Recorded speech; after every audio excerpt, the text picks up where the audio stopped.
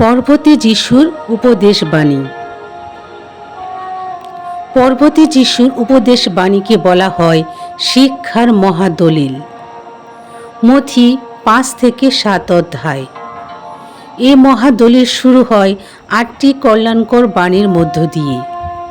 যেমন যিশু বললেন, মথি 5 অধ্যায় 3 থেকে 10 পদ। অন্তরে যারা দীন, ধন্য তারা, স্বর্গরাজ্য তাদেরই। দুঃখে সুখে কাতর যারা, ধন্য তারা, তারাই পাবে সান্ত্বনা। বিনয়ী কোমল হৃদয় যারা, ধন্য তারা, প্রতিশ্রুত দেশ একদিন হবে তাদেরই দেশ। ধার্মিকতার দাবি পূরণের জন্যে তৃষিত ব্যাকুল যারা, ধন্য তারা, তারাই পরিতৃপ্ত হবে।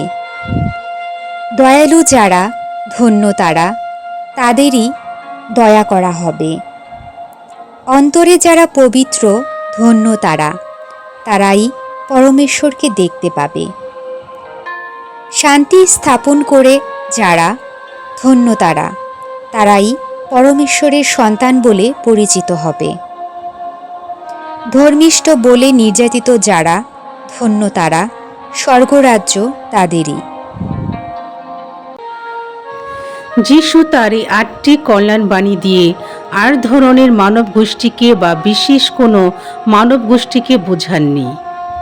মঙ্গল সমাচার বলছে, অন্তরে যারা দীন।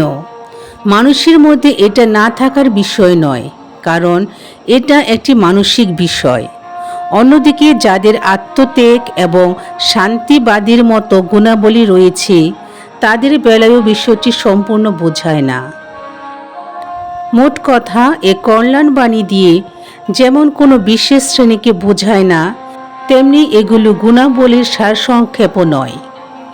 এই কল্যাণ বাণী এমন মানুষের চিত্র তুলে ধরে যারা পার্থিব কোনো কিছুর আশা না করে, পার্থিব বিষয়ের প্রতি ঘৃণা না দেখিয়ে ঈশ্বরের কাছ থেকে সব আশা করে এবং তার কাছেই সম্পূর্ণরূপে উন্মুক্ত থাকে।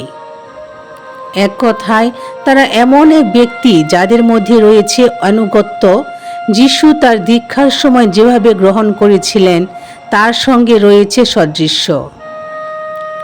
সেজন্য ঈশ্বর পুত্র তাদের বলেছেন, ধন্য তারা, এবং যারা এই জীবনকে বেছে নিয়েছে। ধন্য ব্যক্তিরা স্বর্গের রাজ্যের প্রতীক্ষায় আদর্শ পথে রয়েছে। এমনকি প্রকৃতপক্ষে তারা এই পৃথিবীর আকর্ষণ থেকে দূরে আছে বলে মনে হলেও কিন্তু গভীর আনন্দের মধ্যেই রয়েছে। ঈশ্বর তাদের তৃপ্তি দিবেন, উত্তম দ্রব্যে পরিপূর্ণ করবেন এবং নিজের সন্তান করে তুলবেন। তারা দিন দরিদ্র হতেও পারে, আবার গুণবানও হতে পারে। তাদের মধ্যে মন্দিরের শুল্ক আদায়কারী হতে পারে যারা দিনও নন, আবার গুণেরও নন। লুক 18 অধ্যায় 9 থেকে 14 পদ। তবে তাদের মধ্যে অপর্যাপ্ত আত্মবোধ থাকা সত্ত্বেও তারা পূর্ণভাবে পরিবর্তনের জন্য সত্যের প্রতি গভীরভাবে ক্ষুধার্ত এবং তৃষ্ণার্ত।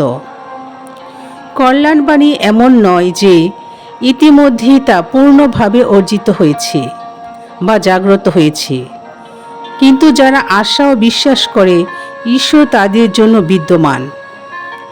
এছাড়া এটাও সত্য যে ঈশ্বর কর্তৃক পরীক্ষা, যেমন কৃতকার্যতা, ব্যর্থতা, উত্থান পতন, আনন্দ বেদনা, আমাদের চিন্তা থেকে ভিন্ন।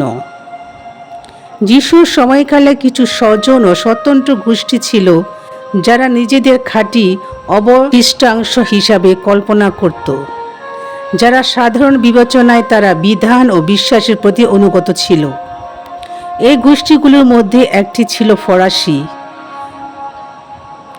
যিশু কিন্তু এদের বিষয়ে খাঁটি অবশিষ্টাংশ উল্লেখ করেননি। তার অর্থ হলো যে যিশু যে কল্যাণবাণীর শিক্ষা দিয়েছেন, ফরিসিরাও তার প্রয়োজন থেকে বাইরে নয়।